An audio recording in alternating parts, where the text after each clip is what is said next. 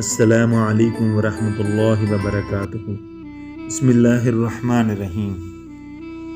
میرا نام احمد ہے۔ معزز ویورز، میرے سفر نامہ کی 7ویں قسط حاضر خدمت ہے۔ میرے مختلف ممالک میں سیر و سیاحت اور نیچروپیتھی کی ریسرچ کے سلسلہ میں سفروں کے دوران بہت سے حیرت انگیز واقعات ہوئے ہیں۔ 2015 میں میرے ساتھ ملیشیا میں ایک دل دہلا دینے والا واقعہ پیش آیا۔ لاہور علامہ اقبال ایئرپورٹ سے میں ملیشیا کے لیے تھائی ایئر لائن سے روانہ ہوا۔ میں نے اپنے دوست رائے نعیم کو فون کیا۔ نعیم مجھے کوالالمپور ایئرپورٹ پر لینے کے لیے آ گیا۔ اس سفر میں ایئرپورٹ پر میرا بیگ چوری ہو گیا تھا۔ بیگ کی تلاش کے سلسلے میں اور پولیس رپورٹ کے چکر میں میرے 8 گھنٹے وہاں ایئرپورٹ پر لگ گئے۔ پولیس اسٹیشن سے فارغ ہو کر میں اور نعیم KLIA ٹرین کے ذریعے KL سینٹرل پہنچ گئے۔ وہاں نعیم نے میری ملاقات عمران کھرل سے کروائی۔ عمران کھرل اور نعیم دونوں نے ایک انڈونیشین فیملی کے ساتھ امپارٹمنٹ میں ایک کمرہ کرائے پہ لے رکھا تھا۔ انہوں نے کہا ہماری رہائش باتو کیو میں ہے، جہاں ہمارا پروجیکٹ چل رہا ہے اور یہ یہاں سے بہت دور ہے۔ ہم وہاں ہی رہتے ہیں، لیکن آپ اتنی دور ہمارے ساتھ کیسے جائیں گے؟ اسی شہر کے نزدیک ہماری ملوری میں بھی رہائش ہے۔ ہم نے یہ کمرہ اس لیے کرائے پہ لے رکھا ہے کہ جب کبھی اپنے کام کے سلسلے میں لیٹ ہو جائیں تو یہاں قیام کر سکیں۔ عمران اور نعیم مجھے لے کر ملوری کی طرف چل پڑے۔ ہم KL سینٹرل ریلوے اسٹیشن سے ہنگتھوا اسٹیشن پہنچے اور وہاں ٹرین تبدیل کی اور ملوری کی ٹرین KTM میں بیٹھ گئے۔ کچھ دیر بعد ہم تینوں ملوری اسٹیشن پر پہنچ گئے۔ ملوری اسٹیشن سے باہر نکلتے ہوئے نعیم نے مجھے بتایا یہ کمرہ ہم نے کرائے پہ اس لیے لیا ہوا ہے کہ اس کو ہم اپنی ضرورت کے مطابق استعمال کر سکیں، تو آپ جتنا مرضی چاہیں یہاں قیام کر سکتے ہیں۔ آپ کو اس علاقے میں احتیاط کرنا پڑے گی۔ شام کے بعد گھر سے کم نکلیے گا، اور اگر رستے میں کوئی تامل سیاہ فام آپ کو ملے تو اس سے کنارہ کشی کریں۔ یہ تامل سیاہ فام موبائل وغیرہ چھیننے کی کوشش کرتے ہیں، تو لوگ اپنی جان بچانے کے لیے ان کو یہ چیزیں دے دیتے ہیں۔ مزاحمت کرنے پر یہ لوگ چاقو پیٹ میں کھونپ دیتے ہیں۔ میں یہ ساری باتیں سن کر پریشان ہو گیا۔ ملیشیا میں میں پہلے کئی دفعہ آ چکا تھا، لیکن اس علاقے میں میں پہلی دفعہ آیا۔ ہم تقریباً 1 فرلانگ چلتے ہوئے پرانی بلڈنگوں کے درمیان میں پہنچ گئے۔ ان بلڈنگوں کے درمیان دائیں جانب ایک بلڈنگ کے گیٹ کے اندر ہم داخل ہوئے۔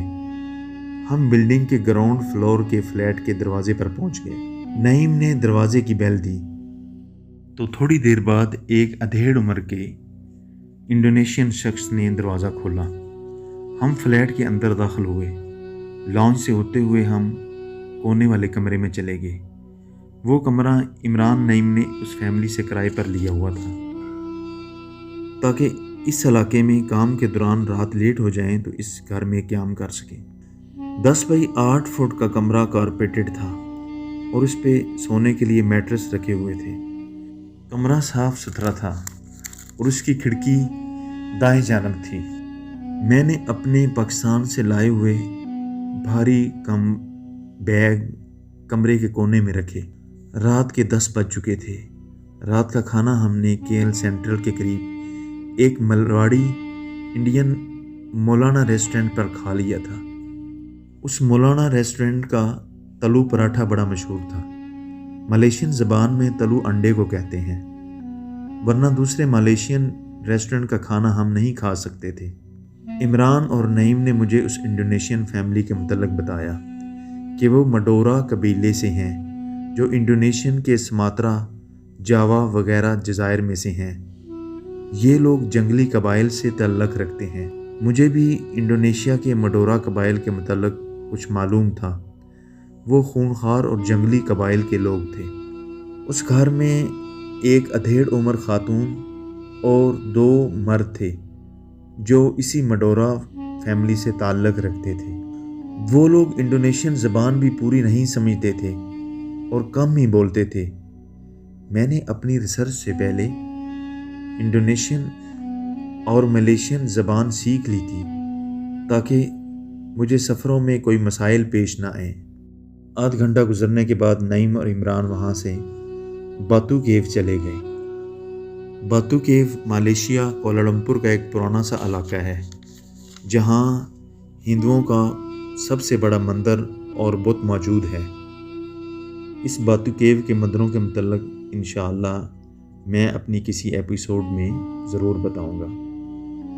اس فلیٹ میں 3 کمرے اور صرف ایک باتھ روم تھا جو سارے گھر کے مقیم اس کو استعمال کرتے تھے۔ میں نے اپنے کپڑے تبدیل کیے، پھر باتھ روم کو استعمال کیا اور باہر نکلا۔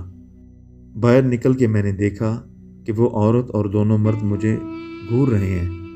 میں نے اپنے چہرے پر مسکراہٹ لاتے ہوئے ان سے ہاتھ ملانا چاہا تو اسی طرح وہ مجھے دیکھتے ہی رہے۔ میں نے ان کو ملیشین زبان میں آپا خبر کہا، جس کا مطلب ہے کیا حال ہے، تو ان تینوں نے مجھے کوئی جواب نہ دیا۔ پھر وہ تینوں آپس میں نہ سمجھ میں آنے والی عجیب و غریب زبان میں باتیں کرنے لگی۔ ان کی زبان میں ملیشین انڈونیشین کے کوئی الفاظ نہیں تھے۔ میں سمجھ گیا کہ یہ ان کی قبائلی زبان ہے۔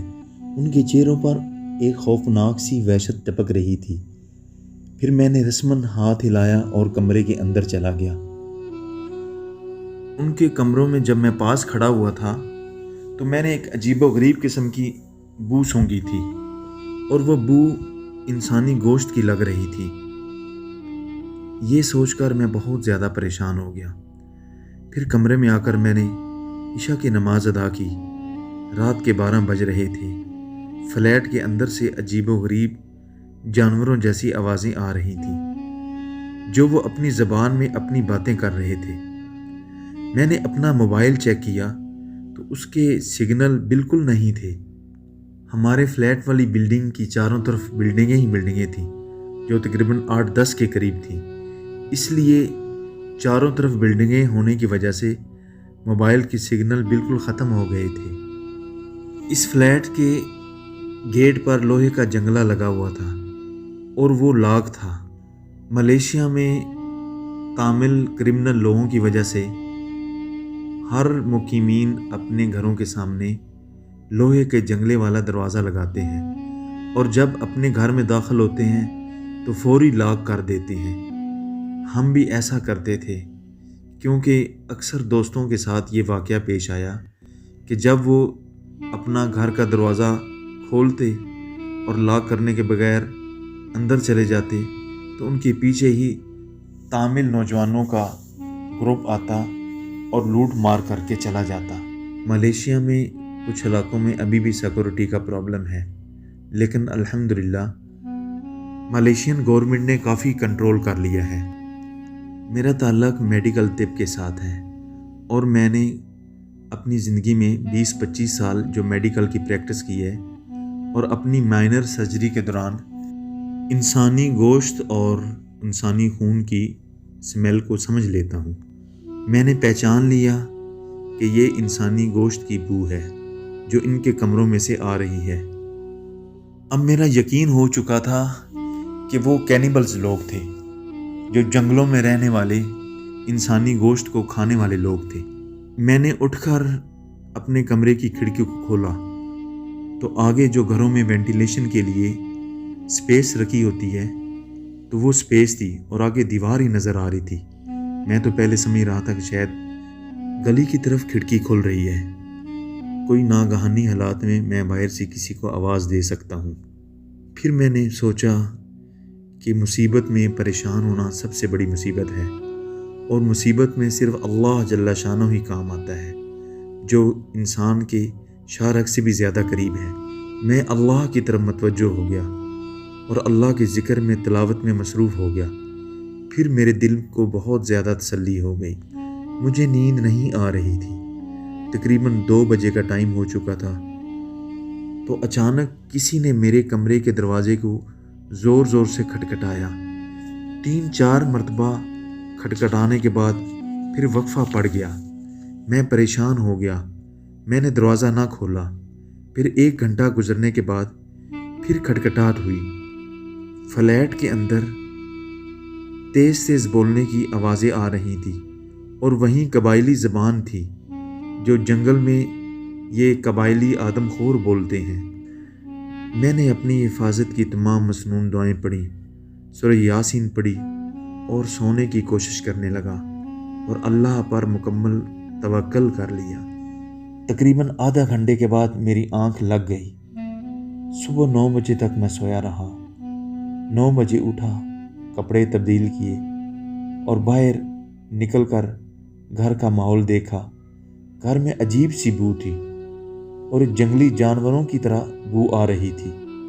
میں نے جلدی واش روم یوز کیا اور پھر میں نے کپڑے بدلے اور اپنے بیگ سنبھالے اور جلدی اس گھر سے نکل پڑا۔ وہاں سے میں 1 فرلانگ چلتا ہوا ملوری اسٹیشن پہنچا اور وہاں سے سنگائی بی سی کی ٹرین پکڑی اور سنگائی بی سی اپنے ایک دوست کے پاس آ گیا۔ معزز ویورز، میں اپنے انٹرنیشنل ٹریول کے دوران ہوٹلز وغیرہ میں بہت کم رہتا ہوں۔ 1995 کے تھائی لینڈ کے سفر میں میرے ساتھ ہوٹل میں ایک واقعہ پیش آیا تھا۔ انشاءاللہ میں اپنی کسی ایپیسوڈ میں وہ تفصیل سے بیان کروں گا۔ اس واقعہ کے بعد میں اب کوشش کرتا ہوں کہ اپنی کسی تعلق والے اور دوستوں کے پاس گھروں میں ٹھہروں اور ہوٹلوں میں کم ٹھہروں، کیونکہ ان ملکوں میں ہوٹلز میں بہت سے ایسے واقعات ہوئے ہیں جن کی تفصیل میں اپنی ویڈیوز میں بیان نہیں کر سکتا۔ ان تمام ممالک کے سفروں میں ہر موقع پر صرف اللہ جل شانہ نے میری حفاظت کی۔ اس رات ملوری میں بھی ان آدم خور انڈونیشین سے اللہ جل شانہ نے مجھے بچایا۔ میں سنگائی بی سی میں 1 مہینہ گزارنے کے بعد واپس پاکستان آ گیا تھا۔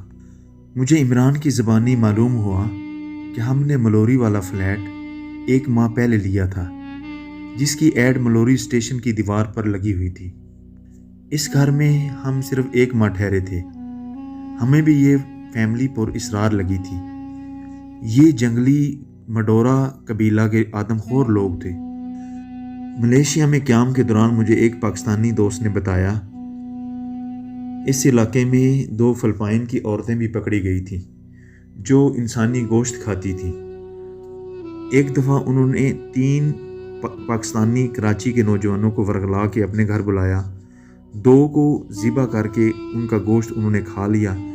تیسرا نوجوان بڑی مشکل سے ان کے جنگل سے بھاگ نکلا۔ اس نے پولیس کو اطلاع دی اور وہ عورتیں پکڑی گئی تھیں۔ ملیشیا، انڈونیشیا میں اس طرح کے کئی واقعات ہو چکے ہیں۔ اللہ ہماری حفاظت کرے۔ معزز ویورز، حفاظت انسان کی صرف اللہ ہی کرتا ہے۔ جو پوری مخلوق سے حفاظت کرنے والا صرف اللہ ہے۔ اللہ جل شانہ رسول اللہ صلی اللہ علیہ وسلم کے مبارک اعمال سے انسان کی حفاظت کرتا ہے۔ اس لیے مسنون دعائیں اور روزانہ کی تلاوت، نماز یہ انسان کی حفاظت کا سبب بنتی ہے۔ اللہ جل شانہ ہمیں عمل کی توفیق دے۔ میرے محترم دوستو، میرے ان واقعات سے لطف اندوز ہونے کے لیے میرے چینل گلوب ٹور کو سبسکرائب کیجئے، لائک کیجئے اور اپنے دوستوں میں شیئر کیجئے تاکہ میری نئی آنے والی ویڈیوز آپ کو بر وقت مل سکیں۔ جزاکم اللہ خیر۔ اللہ نگہبان۔ السلام علیکم ورحمۃ اللہ وبرکاتہ۔